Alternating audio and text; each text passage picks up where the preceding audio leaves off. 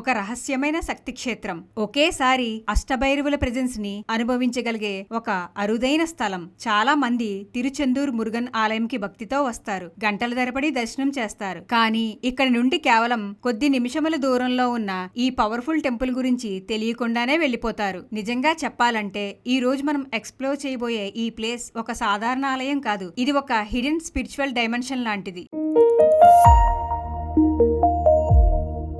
అందరికీ నమస్కారం. మీరు చూస్తున్నారు రేణుకా యూనివర్స్. మనం ఇప్పుడే తిరుచెందూర్ మురుగన్ ఆలయంలో దివ్య దర్శనం కంప్లీట్ చేసుకుని బయటకు వచ్చాం. కానీ మన జర్నీ ఇక్కడితో పూర్తవ్వదు. ఎందుకంటే ఇప్పుడు మనం వెళ్తున్నది చాలా మందికి తెలియని ఒక రేర్ టెంపుల్ కి. అక్కడ నుండి మోస్ట్లీ 1 కిలోమీటర్ డిస్టెన్స్ లో ఉన్న అరుల్మిగు శ్రీ అష్టభైరవర్ దేవాలయంకి. సముద్రగాలి నేరుగా తాకే ఈ ప్రదేశంలోకి అడుగు పెడుతున్నప్పుడు ఒక డిఫరెంట్ వైబ్రేషన్ ఫీల్ అవుతాం. క్రౌడ్ తక్కువగా ఉన్న ఎనర్జీ మాత్రం చాలా ఇంటెన్స్ గా ఉంటుంది. ఇప్పుడు కెమెరాతో కలిసి మనం ఆలయంలోకి వాక్ చేస్తున్నాం. ఎంట్రన్స్ దగ్గరే మనకు కనిపించే సింహ విగ్రహం ఒక సంరక్షకుడిలా నిలబడి ఉన్నట్టు అనిపిస్తుంది. అది ఈ టెంపుల్లోకి అడుగుపెట్టే ప్రతి ఒక్కరిని ప్రొటెక్ట్ చేస్తున్నట్టు ఒక స్ట్రాంగ్ ఫీలింగ్ ఇస్తుంది. కొంచెం లోపలికి వెళ్ళగానే అట్మాస్ఫియర్ పూర్తిగా చేంజ్ అయిపోతుంది. అక్కడ మనకు ప్రత్యంకరీదేవి దర్శనం ఇస్తుంది. ఆమె రూపం చాలా ఉగ్రంగా, చాలా పవర్ఫుల్ గా ఉంటుంది. అది కేవలం ఒక విగ్రహం కాదు, అది ఒక లివింగ్ ఎనర్జీలా అనిపిస్తుంది.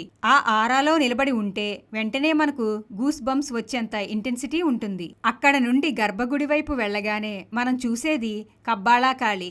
ఇది ఈ ఆలయం యొక్క మోస్ట్ పవర్ఫుల్ కేంద్రం అని చెప్పాలి. అక్కడి లైటినింగ్, అక్కడి సైలెన్స్, అక్కడి వైబ్రేషన్ అన్నీ కలిపి ఒక లోతైన తాంత్రిక శక్తిని సృష్టించడం చేస్తాయి. కాళి మరియు వారంగి, అదే అండి తెలుగులో మనం వారాహి అమ్మవారు అని పిలుస్తాము. వారిద్దరి రూపం ఇక్కడ ప్రత్యేకంగా దర్శనం ఇస్తుంది. ఇది చాలా రేర్ కాంబినేషన్. అలాగే ప్రత్యంగిరీదేవి ఆలయం పక్కనే రాజరాజేశ్వరి దర్శనం ఇవ్వడం ఒక బ్యాలెన్స్ ని సూచిస్తుంది. ఉగ్రం మరియు శాంతం రెండూ ఒకే ప్రదేశంలో ఉండడం ఈ టెంపుల్ కి ఉన్న గొప్ప ప్రత్యేకత. ఇక్కడ ఉన్న మహామేరువు గురించి చెప్పాలంటే ఇది కేవలం ఒక స్ట్రక్చర్ కాదు, ఇది ఒక కాస్మిక్ ఎనర్జీ సెంటర్ గా భావిస్తారు. దీని చుట్టూ ఎనర్జీ చాలా స్ట్రాంగ్ గా ఉంటుంది. ఈ టెంపుల్ స్ట్రక్చర్ ఇట్ సెల్ఫ్ చాలా యూనిక్ గా ఉంటుంది.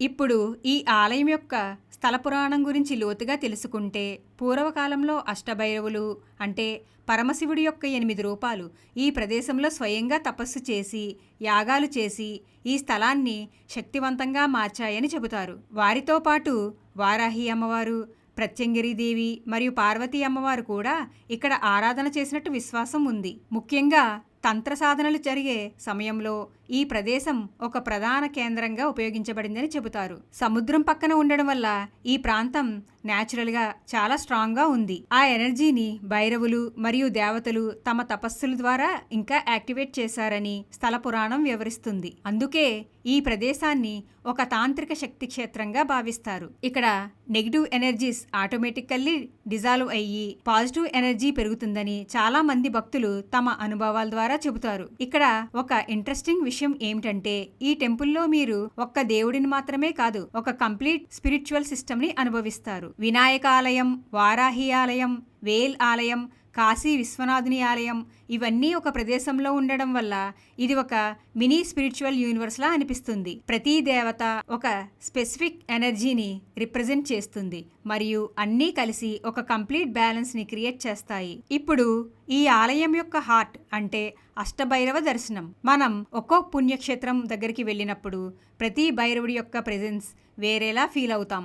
సంహార భైరవుడి దగ్గర ఒక శక్తివంతమైన విధ్వంస శక్తి, అసితంగా భైరవుడి దగ్గర జ్ఞాన కంపనం, రురు భైరవుడి దగ్గర పూర్వీకుల అనుబంధం, చండ భైరవుడి దగ్గర భయం తొలగించే ఎనర్జీ, క్రోధన భైరవుడి దగ్గర కర్మ ప్రక్షాళన, ఉన్మత్త భైరవుడి దగ్గర మనశ్శాంతినిచ్చే వైబ్రేషన్, కపాల భైరవుడి దగ్గర బౌద్ధిక సమస్యలపై కంట్రోల్, భీష్మ భైరవుడి దగ్గర ఆరోగ్య రక్షణ మరియు క్షేత్రబలుడి దగ్గర తక్షణ ప్రతిస్పందన శక్తి మనకు అనుభవం అవుతుంది. అలాగే బాలకాళి మరియు కాబాలాకాళి సాన్నిధ్యం ఈ ఎనర్జీని ఇంకా పెంచడానికి సాయం చేస్తాయి. ముఖ్యంగా గర్భగుడి మధ్యలో ఉన్న కాబాలాకాళి స్థానం చాలా పవర్ఫుల్ గా భావిస్తారు. ఇక్కడ ఒక ముఖ్యమైన విషయం ఏమిటంటే, ప్రతి భైరవుడిని ఒక నిర్దిష్ట సమయంలో మరియు ఒక నిర్దిష్ట ఉద్దేశ్యం కోసం పూజించాలి. ఉదాహరణకు అసితంగా భైరవుడిని విద్య కోసం, రురు భైరవుడిని పితృదోషాల కోసం, చండ భైరవుడిని అప్పులు, కోర్ట్ కేసెస్ మరియు భయం కోసం, క్రోధన భైరవుడిని వివాహం మరియు కర్మల సమస్యల కోసం, ఉన్మత్త భైరవుడిని మెంటల్ పీస్ కోసం, కాపాల భైరవుడిని ఆస్తి సమస్యల కోసం, భీష్మ భైరవుడిని ఆరోగ్యం మరియు పిల్లల కోసం, క్షేత్రబలుడిని వెంటనే ఫలితం కోసం మరియు సంహార భైరవుడిని అన్ని అడ్డంకులు తొలగించడానికి పూజిస్తారు. ఈ విధంగా క్రమబద్ధమైన పూజ చేస్తే చాలా మంది తమ జీవితంలో చేంజెస్ చూసామని చెబుతారు.